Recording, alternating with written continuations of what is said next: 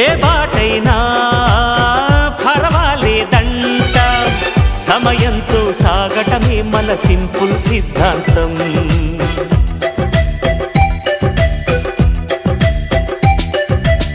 చిరుగాలికి పరిమళమిచ్చే సిరిమల్లెల వనమై ఉందాం, గగనాన్ని నేలను కలిపే హరివిల్లుల వంతెన అవుదాం. ఆనందం అంటే అర్థం మనమందా, ప్రతి పూట పాటై సాగే హుషారు సరిగమలో. ఎన్నో ఎన్నో రాగాలుండే సంగీతం కాదా, చల్లకి నవ్వుల కేరింత.